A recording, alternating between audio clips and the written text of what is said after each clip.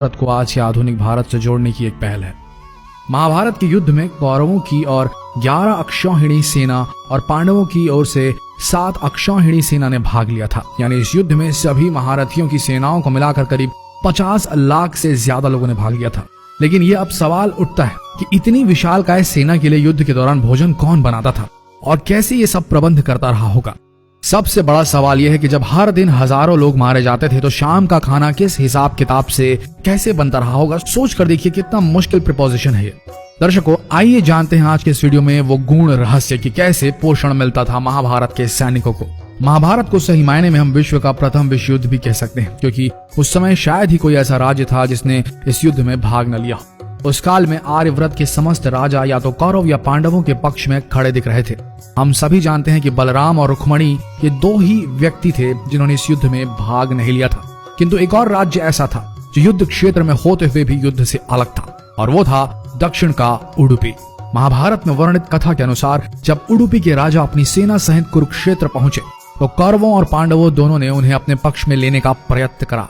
लेकिन उडुपी के राजा बहुत दूरदर्शी थे। उन्होंने श्री कृष्ण से पूछा, हे माधव, दोनों ओर से जिसे देखो युद्ध के लिए लालायित दिखता है, किंतु क्या किसी ने सोचा है कि दोनों ओर से उपस्थित इतनी विशाल सेना के लिए भोजन का प्रबंध कैसे होगा।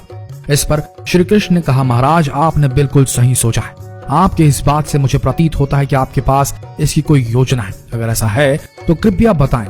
उसके बाद उडुपी के राजा ने कहा, सत्य तो यह है कि भाइयों के बीच हो रहे इस युद्ध को मैं उचित नहीं मानता। इसी कारण इस युद्ध में इच्छा मुझे नहीं है, किंतु युद्ध अब टाला भी नहीं जा सकता। इस कारण मेरी ये इच्छा है कि मैं अपनी पूरी सेना के साथ यहाँ उपस्थित समस्त सेनाओं के भोजन का प्रबंध करूं। इस पर श्री कृष्ण मुस्कुराते हुए बोले, महाराज, आपका विचार अति उत्तम है। इस युद्ध में लगभग 50 लाख योद्धा भाग लेंगे, और अगर आप जैसे कुशल राजा उनके भोजन के प्रबंध को देखेंगे तो हम सब उस ओर निश्चिंत रहेंगे। श्री कृष्ण ने कहा, वैसे मुझे पता है कि सागर जितनी इस विशाल सेना का भोजन प्रबंध करना आपकी और भीमसेन के अतिरिक्त किसी के लिए भी संभव नहीं है, किंतु भीमसेन इस युद्ध से विरक्त नहीं हो सकते। अतः मेरी आपसे यह प्रार्थना है कि आप अपनी सेना सहित दोनों ओर की सेनाओं के भोजन का भार संभालें। इस प्रकार उडुपी के राजा ने सेना के भोजन का भार संभाला। पहले दिन उन्होंने उपस्थित सभी के लिए भोजन का प्रबंध किया। उनकी कुशलता ऐसी थी कि दिन के अंत तक गिन के एक भी दाना बर्बाद नहीं होता था। जैसे जैसे दिन बीतते गए योद्धाओं की संख्या बहुत ही कम होती गई। दोनों ओर के योद्धा ये देख के आश्चर्यचकित हो जाते थे कि हर दिन के अंत तक उडुपी नरेश केवल उतने ही लोगों के लिए भोजन बनाते थे जितने वास्तव में उपस्थित रहते थे। किसी को समझ नहीं आ रहा था कि उन्हें कैसे पता चल जाता है कि आज कितने योद्धा मृत्यु गति को प्राप्त होंगे, ताकि उस आधार पर भोजन की व्यवस्था की जा सके। इतनी विशाल सेना के भोजन के प्रबंध करना अपने आप में ही एक आश्चर्य था, और उस पर भी इस प्रकार के अन्न का एक भी दाना बर्बाद न हो, यह तो किसी चमत्कार से भी कम नहीं था। अतः 18वें दिन युद्ध समाप्त हुआ और पांडवों के राज्याभिषेक के दिन युधिष्ठिर से रहा नहीं गया, और उन्होंने उडुपी नरेश से पूछ ही लिया, हे महाराज, समस्त देशों के राजा हमारी प्रशंसा कर रहे हैं कि किस प्रकार हमने कम सेना होते हुए भी उस सेना को परास्त कर दिया जिसका नेतृत्व पितामह भीष्म, गुरु द्रोण, ज्येष्ठ भ्राता जैसे महारथी कर रहे थे।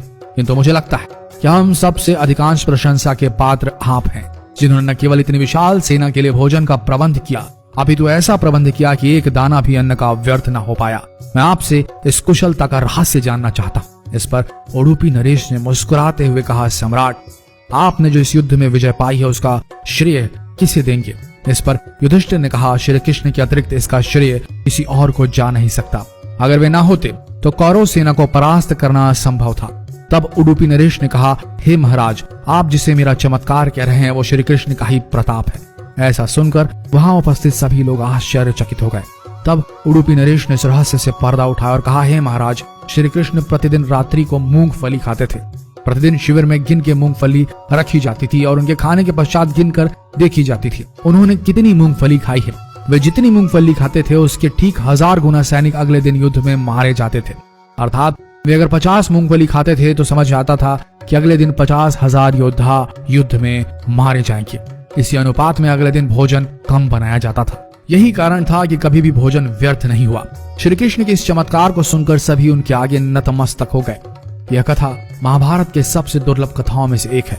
कर्नाटक के उडुपी जिले स्थित कृष्ण मठ में यह कथा हमेशा सुनाई जाती है। ऐसा माना जाता है कि इस मठ की स्थापना उडुपी के सम्राट द्वारा ही करवाई गई थी, जिसे बाद में श्री माधव आचार्य जी ने आगे बढ़ाया। तो दर्शकों, उम्मीद करते हैं कि आज की ये प्रस्तुति पसंद आई होगी आपको और आप समझ गए होंगे कि पोषण वही सही है जिसका एक दाना भी व्यर्थ न जाए। शायद आप इस गुण रहस्य को समझ गए होंगे और अगली बार अपनी थाली में खाना छोड़ने से पहले सोचेंगे जरूर। तो मिलते हैं अगले दिलचस्प वीडियो में, तब तक के लिए बने रहिए।